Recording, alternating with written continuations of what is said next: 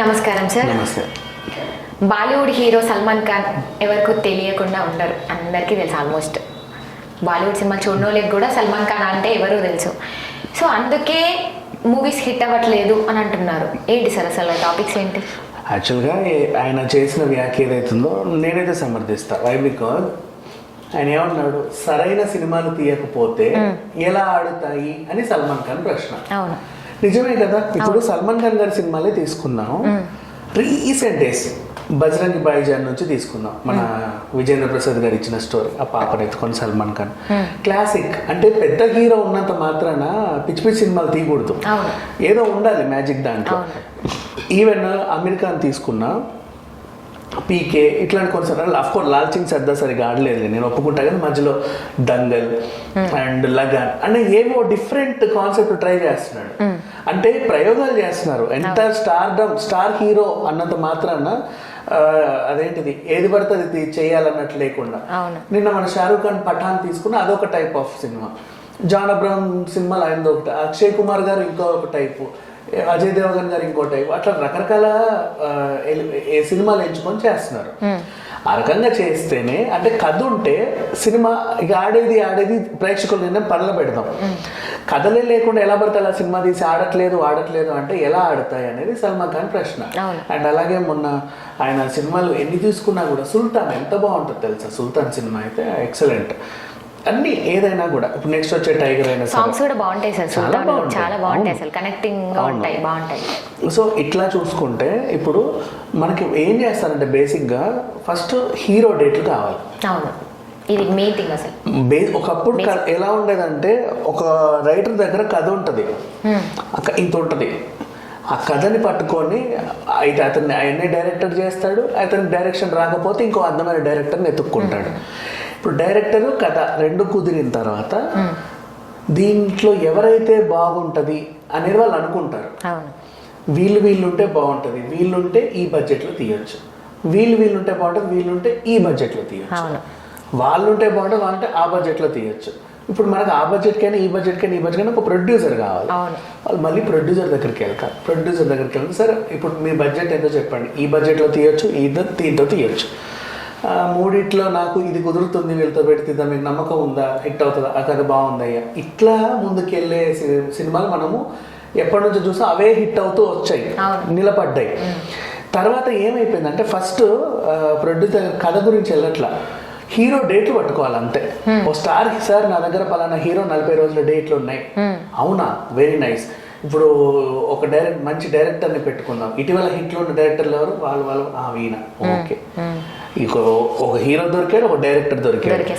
ఇప్పుడు ఆ హీరోని ఎత్తుక్కుంటూ ఒక కథ అల్లుకోవాలి, అది కథ జరిగేది. ఏం చేద్దాం, ఈయనని పోలీసుని చేద్దామా, ఇట్లా చేద్దామా, అట్లా చేద్దామా అని చెప్పి ఆలోచించి ఏదో రాసుకొని పోతారు. అది కూడా అలాగే ఆడుద్ది. ఇవన్నిటి మధ్యలో గెంతడానికి ఒక హీరోయిన్ కావాలి. ఇట్లా ఇన్ని ఇంతే, పెద్ద విషయం ఏం లేదు. సో అట్లా చేస్తే ఏ సినిమా అయినా ఫ్లాప్ అయిపోతుంది. ఏదో పెడతారు, ఆ హీరోయిన్ ఎందుకు వస్తుంది, ఎందుకు వెళ్తుందో తెలియదు, 4 సాంగులు పెడతారు, ఒక ఐటమ్ సాంగ్ పక్కా ఉండాలంటారు, యాక్షన్ సన్నివేశాలు ఉండాలి. ఎందుకు ఉండాలి యాక్షన్ సన్నివేశాలు, ఎందుకు ఉండాలి హీరోయిన్, అసలు ఏం జరుగుతుంది, ఇవన్నీ మనకు తెలియదు, పట్టించుకోరు జనాలు. బేసిక్ జనాలు అంటే వీళ్ళు మన ప్రేక్షకులు కాదు. సో ఇవన్నీ చేసిన తర్వాత ఏం పర్లేదు, ఆయన బొమ్మ చూస్తే చాలు సినిమా ఆడొద్దని చెప్పేసి జనాల మీదకి వదులుతారు. వీళ్ళు పారిపోతారు, అమ్మో మాకు ఇది ఏదో వచ్చింది అని. అంతే కదా జరిగేది. వాడేదో పాపం ఈయన చూసి థియేటర్కి వెళ్తాడు, వెళ్ళిన తర్వాత వాళ్ళు భయపెట్టి పంపిస్తారు బయటికి, ఇంకోసారి థియేటర్కి రాకుండా చేస్తారు. సో ఇవి బేసిక్గా జరిగేవి. లేదు అంటే ఒక అందమైన కథ ఉంటే ఎంతలో అన్నా తీయొచ్చు. అది రీసెంట్గా బలగం ప్రూవ్ చేసింది. అవునా, ఆయన దగ్గర అందమైన కథ ఉంది, దానికి ఆయనకు ప్రొడ్యూసర్ కావాలి. ఆయన అనుకున్నాడు ఆ కథని అంత తీయొచ్చు, ఇంత తీయొచ్చు, ఇంతలో తీయొచ్చు. దిల్ రాజు గారి దగ్గరికి వెళ్తే సర్లే అంతలో అదేదో తీయండి అయ్యా అని చెప్పేసి అన్నారు. ఆయన ఇదిని పక్కన పెట్టేసి, ఆయన స్టార్డమ్ని పక్కన పెట్టేసి, ఎన్ని కోట్ల సినిమాలు తీసినా కూడా, ఇప్పుడు 500 కోట్ల శంకర్ సినిమా ఆయన ప్రొడ్యూసర్. అండ్ నెక్స్ట్ ఇటు మొన్న వారసుడు, తెగింపు, అన్ని చూస్తేనే మంచి డిస్ట్రిబ్యూటర్, ప్రొడ్యూసర్. ఆయన పెద్ద ఇది కాదు, అది 4 కోట్లు ఇవ్వడం తీసాడు. ఇప్పుడు నిన్నటికి 9 ఇంటర్నేషనల్ అవార్డులు, ఇంకా సాగుతా సాగుతుంది అసలు ఆ మూవీ గురించి టాపిక్ నడుస్తూనే ఉంది. మళ్ళీ దీని వల్ల కుటుంబాలు కలుస్తున్నాయంట, అందరు వెళ్ళి చూస్తున్నారు. బలగం సినిమా చూస్తే ఏడుపులు పెడబొబ్బాలని అదని ఇదని ఎంత టాక్, అసలు ఎన్ని అవార్డులు వచ్చినా తక్కువే, ఆ రేంజ్ టాక్స్ నడుస్తుంది. సో అట్లా సినిమా అంటే అలా ఉండాలి. నెక్స్ట్ ఇంకేదైనా, not only Balagam, for example Dasara, లేకపోతే ఇప్పుడు మనం చూసిన పుష్ప, ఏమైనా కథ అంటూ ఉంటే మూవీ ఎక్కడికైనా వెళ్తుంది. అందులో హీరో క్యారెక్టరైజేషన్ ని నువ్వు ఊహించుకొని తర్వాత క్యారెక్టర్స్ నీకు ఇనఫ్. ఇట్లా కాకుండా మీరు కథలు తీసుకురాకుండా నా డేట్లు ఉన్నాయి కదా అని చెప్పేసి, ఏం లేదు సార్ మీరు పోలీసు, ఓకే ఎస్ఐ వద్దులేండి సార్, మీ స్థాయికి మీరు ఐపీఎస్ ఆఫీసర్ అంతే, వీడి ఇష్టమే, ఏం చేసిన వీడి ఇష్టమే. ఆ రకంగా హీరోయిన్ ఎలా ఉంటే బాగుంటది సార్, మీ స్థాయి కంటే ఒక ఎస్ఐ హీరోయిన్ ఉంటే బాగుంటుంది సార్, హీరోయిన్ ఎస్ఐ అలుకు తగ్గట్టు ఎవరినో ఎత్తుక్కొచ్చి అక్కడ పెట్టడం. ఇట్లా పిచ్చి పిచ్చి కథలన్నీ అల్లుకుంటూ. అండ్ ఇంకొకటి, హిట్ సినిమా డైరెక్టర్ అని అంటారు కదా, ఆ డైరెక్టర్ ఫస్ట్ కథని 5 ఏళ్ళు 6 ఏళ్ళు 7 ఏళ్ళు రాసుకొని అన్ని ఆఫీసులకు తిరిగి తిరిగి తిరిగి ఓకే చేసుకుంటాడు. అంత కష్టపడతారు కాబట్టి ఆ ఫస్ట్ కథ వాళ్ళకి హిట్ ఇస్తుంది. ఇది హిట్ అయింది కదా అని చెప్పేసి 10 మంది సూట్ కేసులు ఇచ్చి మాకు చేయి అంటే అప్పటికప్పుడు ఏం కథ రాసుకుంటాడు వాడు? ఆ 2 నెలల్లో 3 నెలల్లో ఏదో ఒకటి రాసుకొని తగిలేస్తాడు, అవన్నీ ఫ్లాప్లు అవుతా ఉంటాయి. ఇట్లా ఉంటుంది బేసిక్గా. అంటే కథని ఫస్ట్ నమ్ముకోండి, కథలు కావడానికి మంచి మంచి రైటర్స్ ఉన్నారు, వాళ్ళ దగ్గర తీసుకోండి. అంతెందుకు, దాని ఎగ్జాంపుల్ మళ్ళీ చెప్పాలంటే మంచి రైటర్స్ అంటే నిన్నటి రావణాసుర, శ్రీకాంత్ విసా అనే ఆయన దగ్గర, డైరెక్టర్ దగ్గర కథ ఉంటే ఆ కథను పట్టుకొని హీరో దగ్గరికి వెళ్ళి, సార్ నా దగ్గర ఈ కథ ఉంది చూడండి మీకు సెట్ అవుతుంది అనుకుంటున్నాను, అప్పుడు వాళ్ళు డైరెక్టర్ని మాట్లాడుకొని ఆ తర్వాత ప్రొడ్యూసర్ని సెట్ చేసుకొని అలా వెళ్ళిపోయింది. ఇప్పుడు ఆ కథ బాగుంది. ఏదో రకంగా అన్ని సెట్ అవ్వాలి అంతే తప్ప ఒక హీరో ఉన్నాడు ఆ కటౌట్కి తగ్గట్టు మనం ఏదో ఒకటి అల్లుకొని పోవాలి అనేది మాత్రం అది ఫ్లాప్ అవుతాయి. ఇప్పుడు సల్మాన్ ఖాన్ గారు చెప్పింది కూడా అదే, బాలీవుడ్ సినిమాలు ఆడట్లేదు అంటున్నారు, మీరు ఏం చేస్తున్నారంటే భారీ బడ్జెట్లు పెట్టేస్తున్నారు, ఏది పడితే తీస్తున్నారు, మీ కథలు సరిగ్గా లేకపోతే సినిమాలు ఎలా ఆడతాయి? కథలో ఏదైనా పెట్టుకోండి.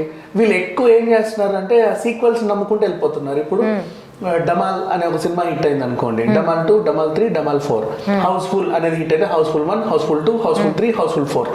ధూమ్ హిట్ అయితే ధూమ్ 1, 2, 3, 4 అంతే.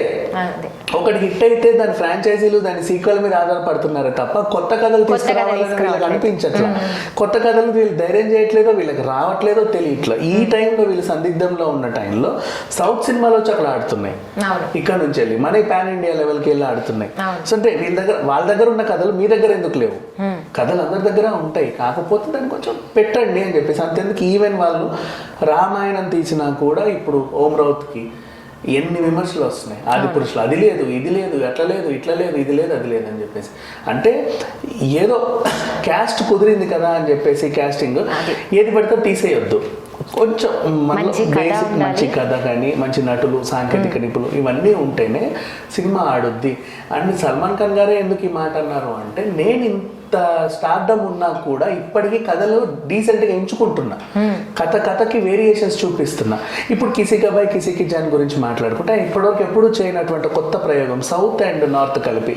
మన వెంకటేష్ గారు ఉన్నారు, నిన్న రామ్ చరణ్ తేజ్ ఒక జస్ట్ క్యామియో ఇచ్చాడు. వెంకటేష్ భార్య భూమిక, సల్మాన్ ఖాన్ గారికి హీరోయిన్ అమ్మాయి, మన పూజా హెగ్డే ఉంది.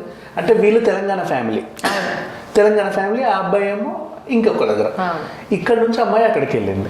సో ఆ రకంగా ఈ నేపథ్యం ఇటు చూపించారు అటు చూపించారు. మొన్న అట్లాగే చెన్నై ఎక్స్ప్రెస్, దీపిక పదుకొనే ఒక మలయాళి తమిళియన్. సో అటు సగం ఇటు అన్ని చెన్నై ఎక్స్ప్రెస్ అని అల్లుకుంటూ అట్లా ఉంటాయి. అంటే ఎంత స్టార్ హీరో అయినా సరే, ఈవెన్ పీకే చూసుకున్నా, ఈవెన్ అమెరికా నుంచి ఎంత చెప్పినా తక్కువే. ప్రతి కథలో ఇంకా ఆయన బాడీని కూడా మార్చుకుంటూ రకరకాల ప్రయోగాలు చేస్తూ ఉంటాడు. సో ఇట్లా ఒక్కొక్క సినిమాకి ఒక్కొక్క లుక్, డిఫరెంట్ లుక్, కొత్తదనం తీసుకురావాలని జనాల్లో. మేము స్టార్స్ ఉన్నాం కదా అని చెప్పేసి మమ్మల్ని పెట్టని మీరు 500 కోట్లు పెట్టినా 1000 కోట్లు పెట్టినా కథలేంది, డబ్బులు ఎలా వస్తాయి? జనాల్ని అట్రాక్ట్ చేయండి. మనం ఏదో ఊరికే తెర మీద కాసేపు నేను నా హీరోయిన్ ఉంటే వాళ్ళ సినిమాలు ఆడవు. దాంట్లో చాలా డెప్త్ ఉండాలి, కథలు ఉండాలి. ఆ రకంగా ఆయన మాట్లాడుకొచ్చాడు, అది జరిగింది. Thank you sir, thank you so much.